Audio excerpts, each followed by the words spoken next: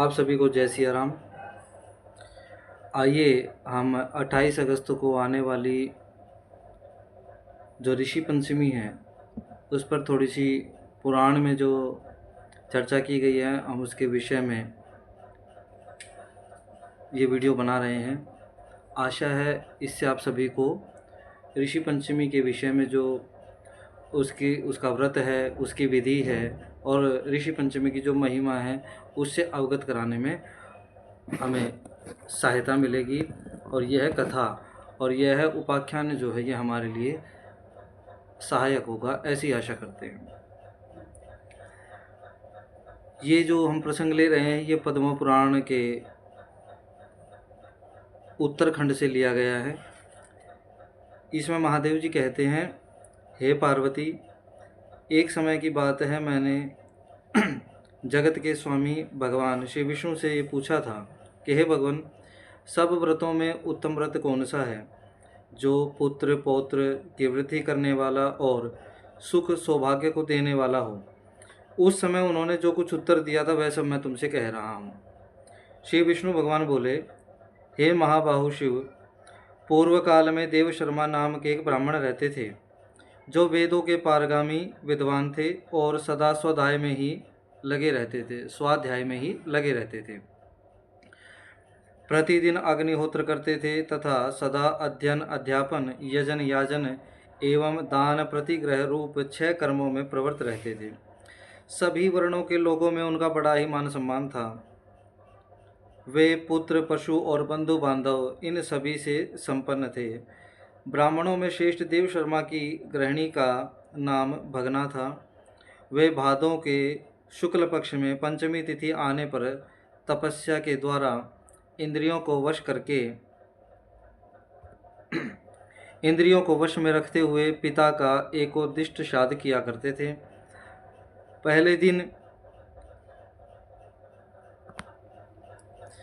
पहले दिन रात्रि में सुख और सौभाग्य प्रदान करने वाले ब्राह्मणों को निमंत्रण देते और निर्मल प्रभात काल आने पर दूसरे नए बर्तन मंगाते तथा उन सभी बर्तनों में अपनी स्त्री के द्वारा पाक तैयार करवाते थे।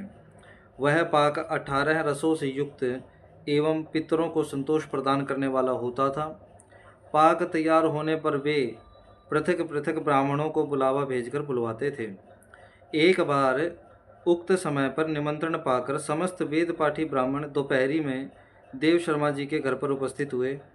विप्रवर देव शर्मा ने अर्घ्य पाद आदि निवेदन करके विधि पूर्वक उनका स्वागत और सत्कार किया। फिर घर के भीतर जाने पर सबको बैठने के लिए आसन दिया और विशेषतः मिष्ठान के साथ उत्तम अन्न उन्हें भोजन करने के लिए परोसा। साथ ही विधि पूर्वक पिंडदान की पूर्ति करने वाला श्राद्ध भी किया। इसके बाद पिता का चिंतन करते हुए उन्होंने उन ब्राह्मणों को नाना प्रकार के वस्त्र, दक्षिणा और तांबूल निवेदन किए। फिर उन सबको विदा किया। वे सभी ब्राह्मण आशीर्वाद देते हुए चले गए।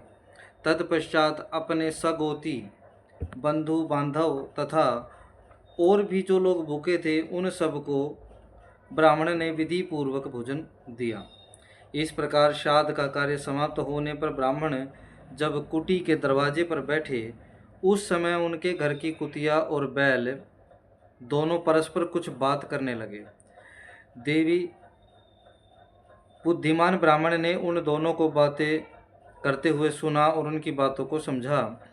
फिर मन ही मन वे इस प्रकार सोचने लगे, ये साक्षात मेरे पिता हैं जो मेरे ही घर के पशु हुए हैं, और यह भी साक्षात मेरी माता है जो दैव योग से श्वान की योनि में उत्पन्न हो गई है, या जो ये श्वान हो गई है। अब मैं इनके उद्धार के लिए निश्चित रूप से क्या करूं? इसी विचार में पड़े पड़े ब्राह्मण को रात भर नींद नहीं आई। वे भगवान विश्वेश्वर का स्मरण करते रहे। प्रातःकाल होने पर ऋषियों के समीप गए। वहाँ वशिष्ठ जी ने उनका भली भांति स्वागत किया। वशिष्ठ जी बोले, हे ब्राह्मण श्रेष्ठ, आपने अपने आने का कारण जो है आप मुझे बताइए, आपका यहाँ आगमन किस कारण से हुआ है। ब्राह्मण ने कहा, हे मुनिवर, आज मेरा जन्म सफल हुआ तथा आज मेरी संपूर्ण क्रियाएं सफल हो गई, क्योंकि इस समय मुझे आपका दुर्लभ दर्शन प्राप्त हुआ है। अब मेरा समाचार सुनिए।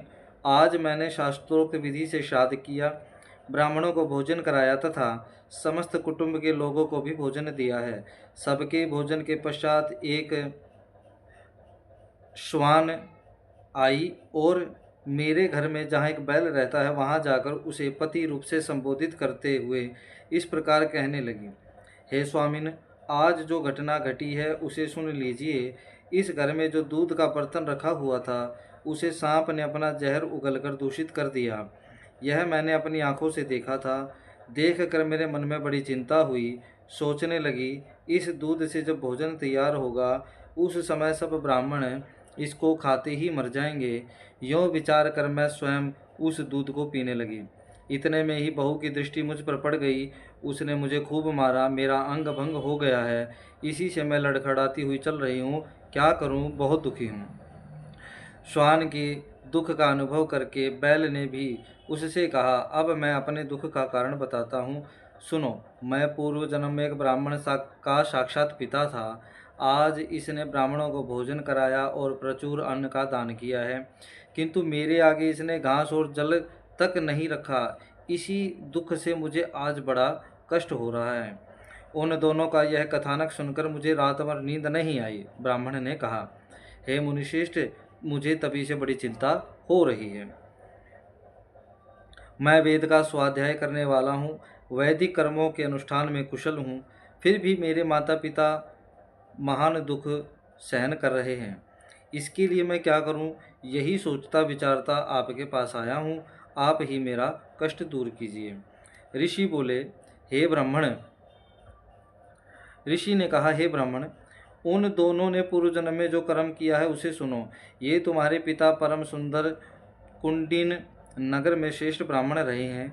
एक समय भादव के महीने में पंचमी तिथि आई थी। तुम्हारे पिता अपने पिता के श्राद्ध आदि में लगे थे, इसलिए इन्हें पंचमी के व्रत का ध्यान न रहा। उनके पिता की क्षयाह तिथि थी। उस दिन तुम्हारी माता रजस्वला हो गई थी, तो भी उसने ब्राह्मणों के लिए सारा भोजन स्वयं ही तैयार किया। रजस्वला स्त्री पहले दिन चांडालिनी, दूसरे दिन ब्रह्मघातिनी और तीसरे दिन धोबिन के समान अपवित्र बताई गई है। चौथे दिन स्नान के बाद उसकी शुद्धि होती है। तुम्हारी माता ने इसका विचार नहीं किया, अतः उसी पाप से उसको अपने ही घर की श्वान होना पड़ा है, तथा तुम्हारे पिता भी इसी कर्म से बैल हुए हैं। ब्राह्मण ने कहा, उत्तम व्रत का पालन करने वाले मुने, मुझे कोई ऐसा व्रत, ध्यान, दान, यज्ञ और तीर्थ बतलाइए जिसके सेवन से मेरे माता पिता की मुक्ति हो जाए। ऋषि बोले, भादव शुक्ल पक्ष में जो पंचमी आती है उसका नाम ऋषि पंचमी है। उस दिन नदी, कुएं, पोखरे अथवा ब्राह्मण के घर पर जाकर स्नान करें। फिर अपने घर आकर गोबर से लीप कर मंडल बनाएं। उसमें कलश की स्थापना करें। कलश के ऊपर एक पात्र रखकर उसे तिन्नी के चावल से भर दें। उस पात्र में यज्ञोपवीत, सुवर्ण तथा फल के साथ ही सुख और सौभाग्य देने वाले 7 ऋषियों की स्थापना करें। ऋषि पंचमी के व्रत में स्थित हुए पुरुषों को उन सब का आवाहन करके पूजन करना चाहिए, यानी उस पात्र में जो ऊपर अन्न है उसी में सप्त ऋषियों का आवाहन करके उनका पूजन करना चाहिए। तिन्नी के चावल का ही नैवेद्य लगाएं और उसी का भोजन करें। केवल एक समय भोजन करके व्रत करना चाहिए। उस दिन परम भक्ति के साथ मंत्रों का उच्चारण करते हुए विधि पूर्वक ऋषियों का पूजन करना उचित है। पूजन के समय ब्राह्मण को दक्षिणा और घी के साथ विधि पूर्वक भोजन सामग्री दान देना चाहिए, तथा समस्त ऋषियों की प्रसन्नता ही इस दान का उद्देश्य होना चाहिए। फिर विधि पूर्वक महात्म्य कथा सुनकर ऋषियों की प्रदक्षिणा करें और सबको पृथक पृथक धूप, दीप तथा नैवेद्य निवेदन करके अर्घ्य प्रदान करें।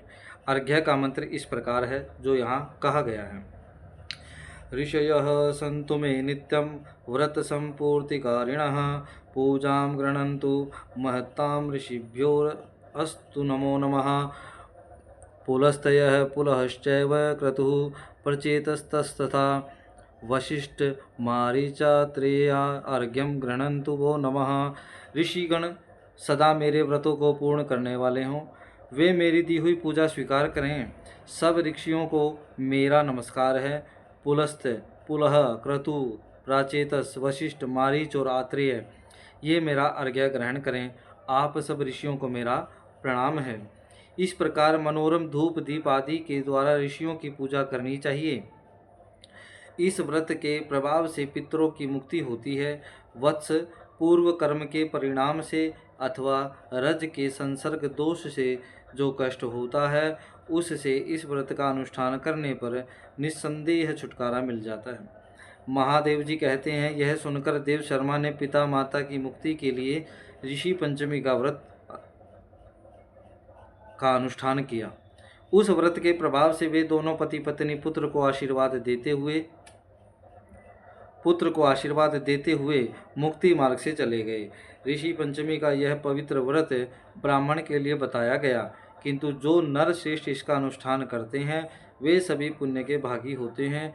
जो श्रेष्ठ पुरुष इस परम उत्तम ऋषि व्रत का पालन करते हैं वे इस लोक में प्रचुर भोगों का उपभोग करके अंत में भगवान श्री विष्णु के सनातन लोक को प्राप्त होते हैं। बोले सप्त ऋषियों की जय हो। श्रीमन नारायण श्री सीतारामचंद्र कमलेभ्यो नमः। इस प्रकार से ये ऋषि पंचमी का जो व्रत है उसकी महिमा जो है उसको बताया गया, पुराण के माध्यम से बताया गया।